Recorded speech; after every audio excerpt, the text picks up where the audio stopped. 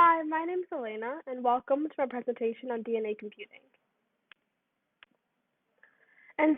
First, I want to kind of talk about how a computer works. And there are a few major components of a computer that exist in conventional computing all the way to DNA computing. And that is, we have to have inputs and outputs, and some sort of algorithm which is processed typically in conventional computing in a control unit and arithmetic logic unit. And lastly, you need a memory to relay all this information and kind of store it. And so, what exactly is DNA computing? Well, at its core, it substitutes binary, which is ones and zeros, for base pair sequencing, adenosine, tyrosine, cytosine, and guanine of DNA for information storage. And this idea really originated with Richard Feynman in 1959 in a nanotechnology presentation, but the first application of it was with Leonard Adleman, and I'll explain what he did later. There are four really major benefits to DNA computing, and that is, first of all, that it's extremely high density. All of this computation occurs at a molecular level, which means that we can do this a lot in a lot smaller spaces. Second, DNA is incredibly stable, and this just means that it can be stored for thousands of years, and this is something we really want to look for in data storage. Thirdly, it's incredibly energy efficient. All of these reactions are biological, chemical things that we know how to induce and can do so without a lot of energy or mining or things like that. And so that's incredibly helpful. And lastly, it's never going to be obsolete. This type of language, this type of computational language, is never going to be irrelevant or inefficient because it's encoded into our biological systems. And DNA synthesis is pretty cheap, which is incredibly great for DNA computing. But sadly, retrieving data from next generation sequencing, which is finding your kind of output after generations of manipulating data, is not quite so cheap, which is a process that's pretty crucial to DNA computing. So I kind of wanted to compare a couple of aspects of conventional computing to DNA computing. And so input, the algorithm, or the process you're going to put onto the input, and the output are pretty critical parts of conventional computing, and they're all typically encoded into binary, which represents circuit voltage. In DNA computing, however, the input is the DNA sequence you're putting into the system. The algorithm is the sequence of chemical operations that you're going to place onto that DNA sequence, and the output is typically the presence or absence of a certain molecule. In conventional computing, you're dealing with sequential computation, which means you perform one operation after the other. But what you can get with DNA computing is incredibly unique in that you can get simultaneous computation, right? Our biological systems all occur at once, and you can do multiple computations at the same time.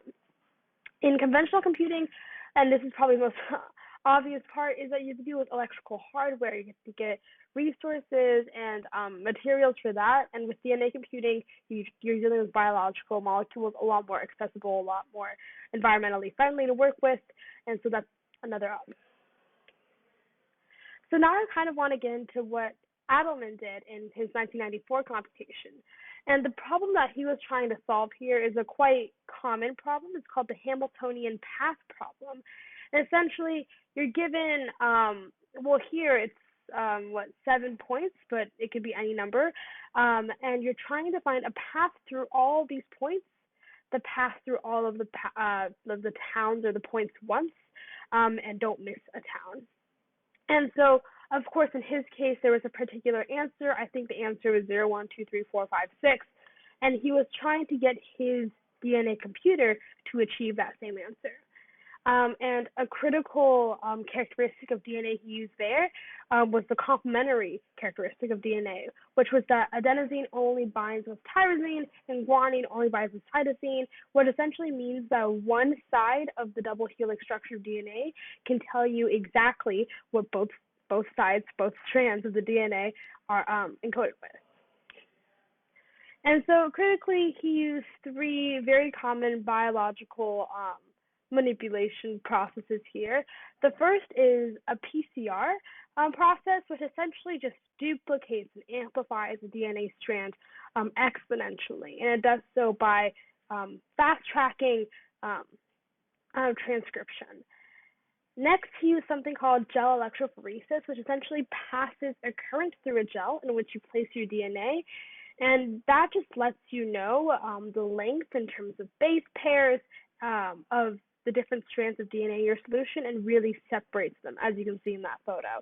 And he used that to kind of differentiate which strands were of the right length because you wanted to go through everything once and you wanted to not pass through things twice, and so you knew what the length of the strand had to be.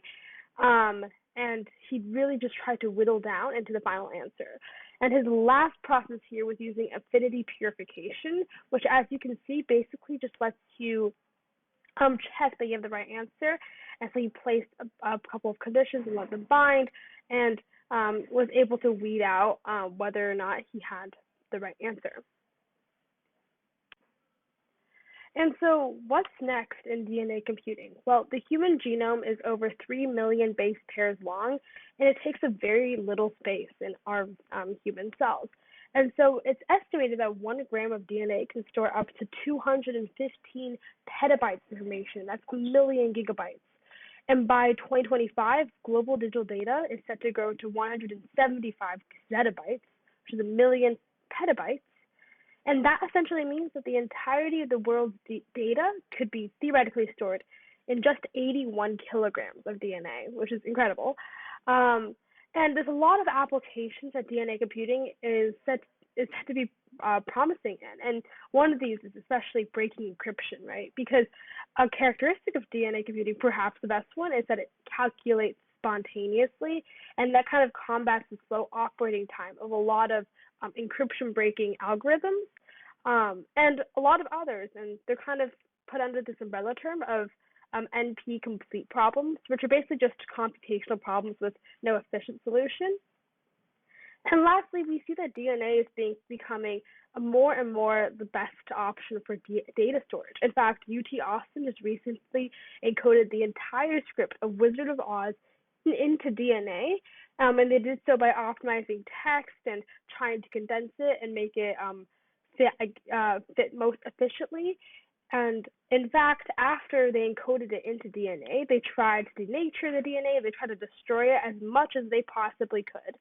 And then they tried to see if the data was recoverable from their destroyed DNA.